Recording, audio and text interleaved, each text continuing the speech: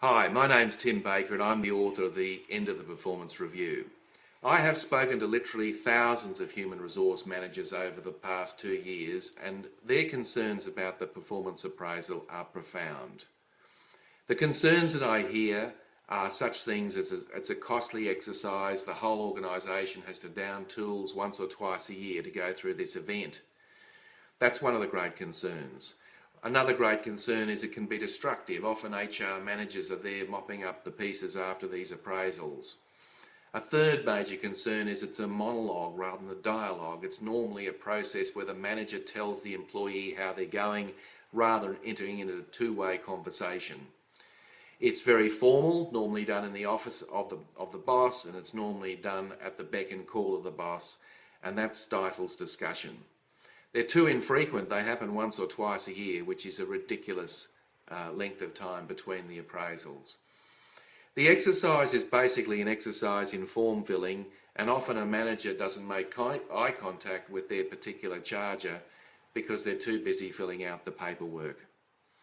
It's rarely followed up, if ever. It's usually filed away for the following year, and basically it's a stressful situation and nobody particularly likes it. So why do we do it? My suggestion is that we throw it out and start again. And my concept in this book is called the 5 Conversations Framework.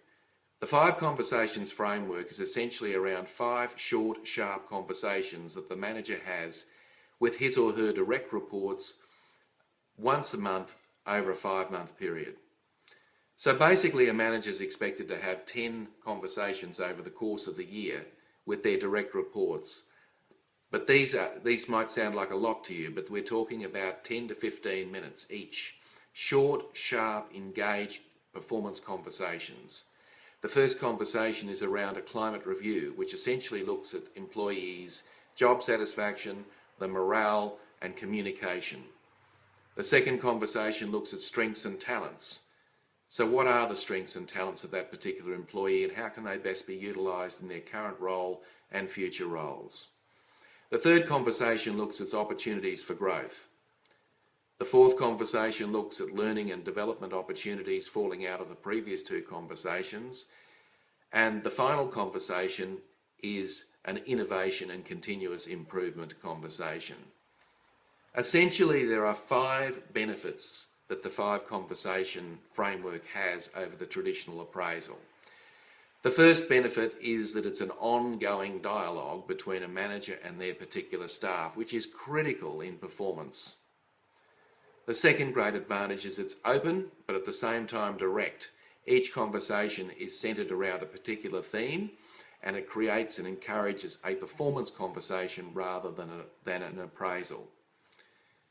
The third great advantage is that it's timely, because this information, because these conversations are occurring all the time, that it becomes far more current than it would be if it was done once or twice a year. The fourth advantage is it's flexible. These conversations, being 10 to 15 minutes duration, can be done any time during the day, before or after work or during work. And the final benefit is that it's a far more relaxed style and approach. And the feedback that I've got from organisations that have implemented it is that it's a great success and a huge advantage over the traditional appraisal. So I'd encourage